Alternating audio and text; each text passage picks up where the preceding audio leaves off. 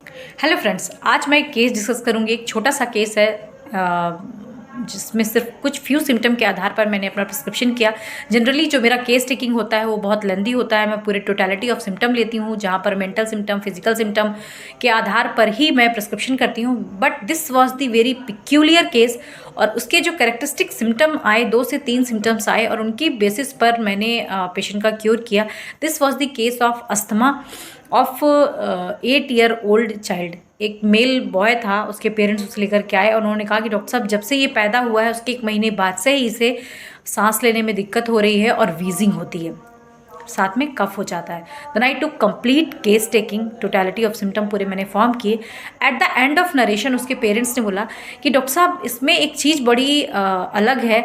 कई बार क्या होता है, जब लोग इसके साथ हंसी मजाक करते हैं या कुछ प्रैंक करते हैं, जैसे अपन छोटे बच्चों के साथ करते हैं ना, तो ये बड़ा इमोशनल हो जाता है।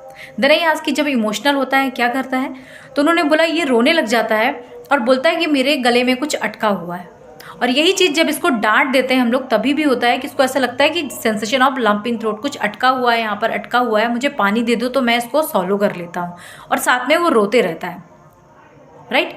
इसी के साथ साथ बोला कि डॉक्टर साहब, इसका एक और हैबिट है, जब भी ये रोता है तो ऐसे आहें भरता है जैसे कब से कितना रो रहा हो या कितना थक गया हो, इस तरह की आहें भरता है। This is sighing, this is sighing. और ये जब देखो तो रोने लग जाता है। कोई भी बात इसे बोल दो, डांट दो, तो बोलेगा कि मुझे आवाज़ नहीं निकल रही है और गले में कुछ अटका पड़ा है, साथ में रोने लग जाता है। So crying from disappointment, and there is lump sensation in throat from disappointment, जिसे वो इमोशनल बोल रहे थे, इमोशंस बोल रहे थे।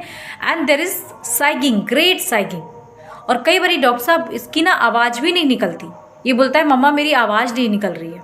सो there is aphonia from disappointment, grief, ये अपन ले सकते हैं, ये रूब्रिक्स आप सिलेक्ट कर सकते हो। और इसके आधार पर मैंने इग्नीशिया का प्रिस्क्रिप्शन किया। I prescribe ignatia 200 single dose, and I call them कि आप 15 दिन बाद आएँ।